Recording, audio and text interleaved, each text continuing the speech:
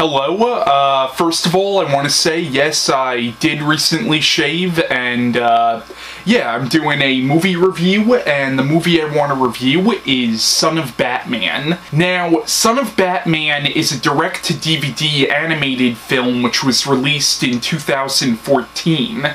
Now, this film is apparently based on a graphic novel called Batman and Son by Grant Morrison. Now, I never read the graphic novel, so I have no idea how it is or what the differences between this movie and the book are. Now, the screenplay for the movie is written by Lansdale, who is actually an author. Now, I've never read any books by Lansdale, but a friend of mine is a really big fan of his and keeps trying to get me to read one of his books. And Mark, if you're watching this, I promise I will read one of his books somewhere down the road.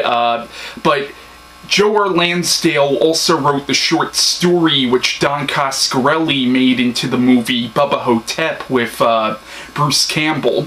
He also wrote a lot of episodes of Batman the Animated Series. Now, the plot of Son of Batman is it begins following Ra's al Ghul and Talia al Ghul and Talia al Ghul's son Damian, who you find out later on in the movie is also Batman's son as well. So, in the beginning of the movie, the League of Assassins are attacked by Slade, or Deathstroke, and, you know, Deathstroke ends up killing Ra's al Ghul. So now, Damian wants revenge on Deathstroke for what he did to his grandfather, and Talia al Ghul ends up introducing him to Batman. And of course, you find out that Batman was completely unaware that he even had a son, but she ends up leaving him with Batman, and essentially throughout the movie, Damian is trying to go after Deathstroke and kill him,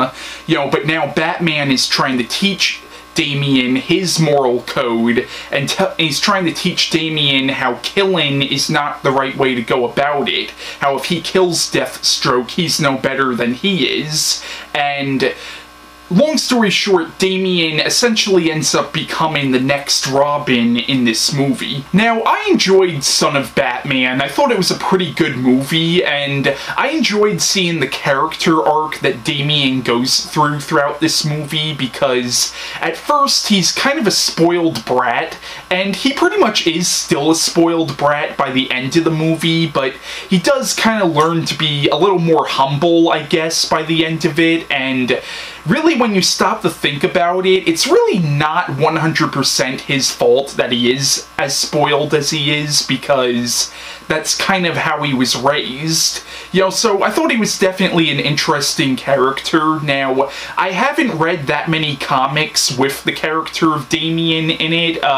Like, I've never read the graphic novel Batman and Son that this movie is based on. The only thing I've read with this character in it was the Batman comic Death of the Family, which I know he was in. Now, I thought Deathstroke in this movie was a pretty good villain. Now, I'm not really that familiar with the character of Deathstroke. Like, I never read any of the comics featuring this character, but I am familiar with him from the show Teen Titans, which I know he was the main villain of that show, but obviously this is a different version of the character, but it's still technically the same character. But the show Teen Titans, which I used to watch a lot when I was younger, that's really the only thing I know the character from. So yeah, I could definitely recommend Son of Batman. I can't say it's as good as some of the other animated Batman films that came before this, but if you're a Batman fan, I would definitely recommend,